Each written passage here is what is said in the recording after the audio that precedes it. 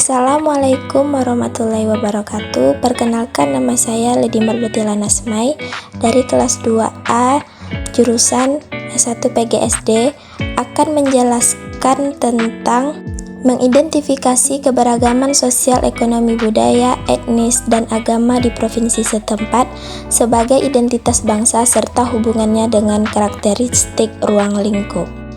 Di Indonesia, ada banyak suku dan etnis yang berbeda hingga menghasilkan keberagaman sosial budaya. Kita bisa contohkan seperti gambar di samping menjelaskan bahwa Indonesia itu sendiri banyak memiliki keberagaman dari sosial, budaya, serta kepercayaan. Adapun beberapa faktor penyebab adanya keberagaman sosial budaya di Indonesia, seperti kepercayaan, kondisi sosial, kehidupan sosial, hingga sejarah. Oleh karena itu, banyaknya keberagaman budaya dan etnis di Indonesia. Itu tadi sedikit penjelasan tentang keragaman sosial di Indonesia. Sesuai judul kita tadi, kita akan membahas tentang keberagaman ekonomi, budaya, etnis, dan agama yang ada di Indonesia. Pertama, kita akan membahas tentang keragaman ekonomi di Indonesia.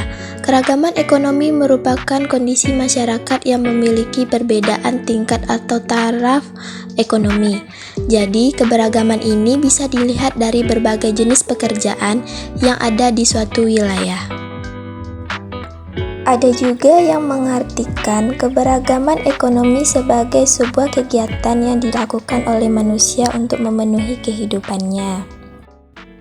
Jadi, suatu wilayah akan memiliki keberagaman ekonomi yang berbeda, yang bisa dikenali dari letak geografis. Jadi, setiap wilayah Indonesia itu memiliki keberagaman ekonomi yang berbeda-beda.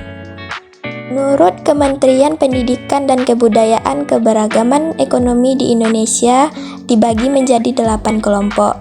Yang pertama yaitu pertanian, peternakan, perkebunan, kehutanan, perikanan, industri, pertambangan, dan perdagangan. Yang pertama, pertanian. Pertanian merupakan salah satu jenis profesi yang banyak dilakukan di masyarakat Indonesia.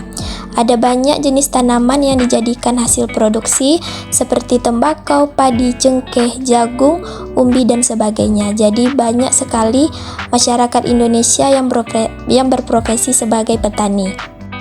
Yang kedua yaitu peternak.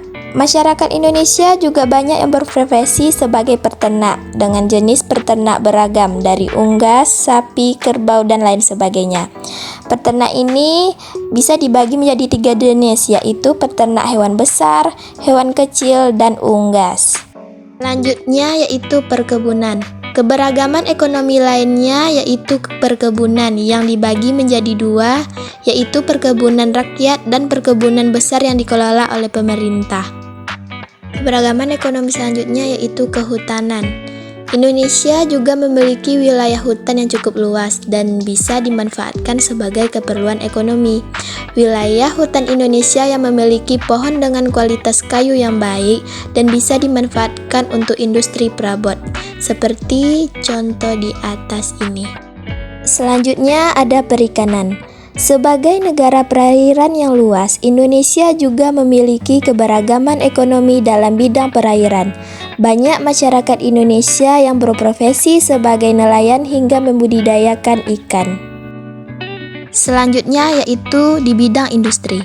Ada juga keberagaman dalam bidang industri yang merupakan kegiatan usaha yang mengelola bahan mentah menjadi barang siap jadi. Jadi banyak juga di Indonesia yang profesi di bidang industri. Selanjutnya ada di bidang pertambangan. Di Indonesia sendiri, pertambangan juga menjadi salah satu kegiatan usaha untuk mengambil, mengelola, hingga memanfaatkan sumber daya mineral dari alam yang ada di Indonesia. Dan yang terakhir ada perdagangan. Perdagangan merupakan suatu kegiatan usaha yang dilakukan memasarkan barang atau jasa dari produsen ke konsumen. Di Indonesia sendiri ada banyak orang yang berprofesi sebagai pedagang dengan beragam produksi dagangannya. Baiklah, itu tadi penjelasan tentang keberagaman ekonomi yang ada di Indonesia. Selanjutnya kita akan membahas keberagaman budaya. Keberagaman budaya adalah salah satu ciri khas yang ada di dunia, dengan berbagai suku bangsa yang terbesar di dunia, termasuk salah satunya di Indonesia.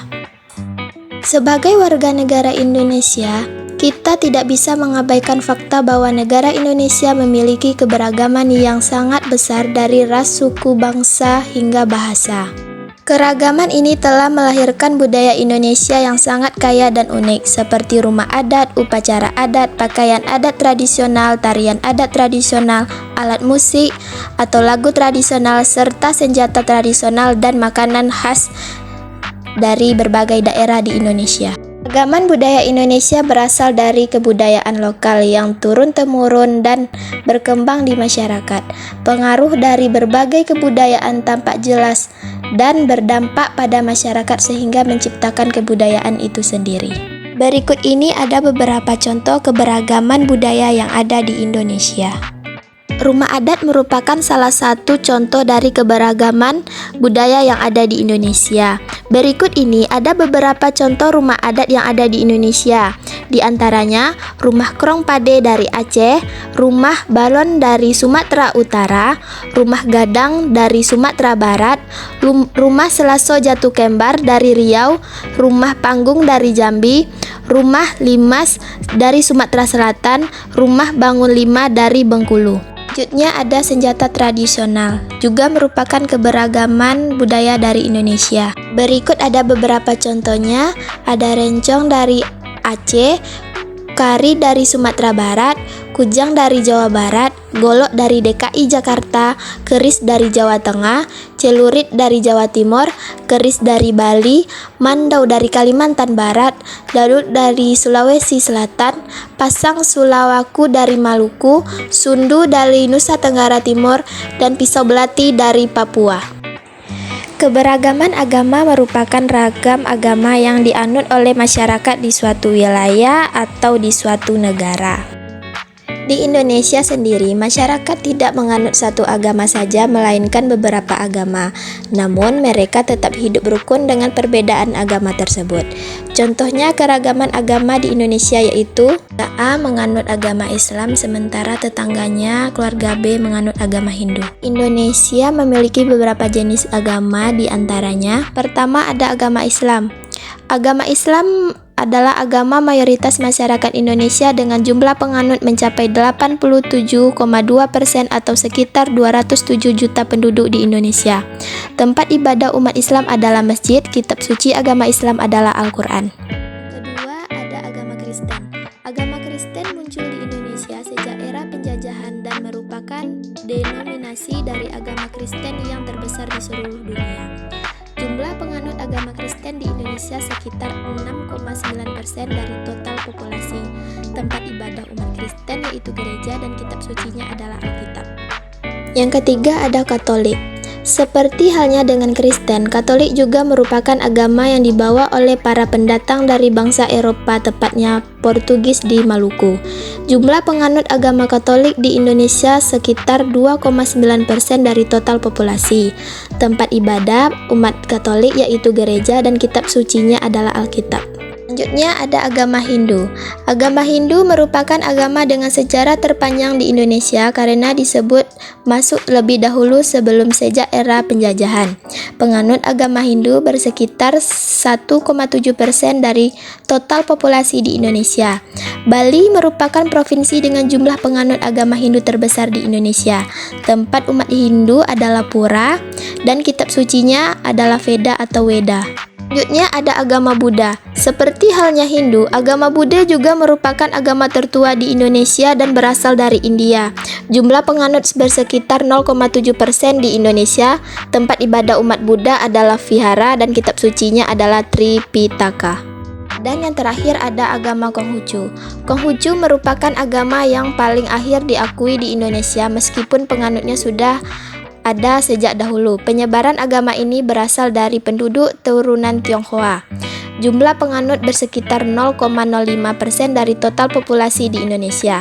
Tempat ibadah umat Konghucu adalah kelenteng dan kitab sucinya adalah Sichu Wujing. Itulah penyampaian materi dari saya. Dapat kita simpulkan bahwa Indonesia adalah salah satu negara dengan keberagaman yang begitu banyak. Keberagaman Indonesia tidak dapat berjalan dengan baik jika masyarakat terlalu diam. Dengan adanya keberagaman ini, kita seharusnya saling menghargai, menghormati antara satu sama lain, serta kita harus bisa menjaga budaya dan melestarikan budaya yang kita miliki.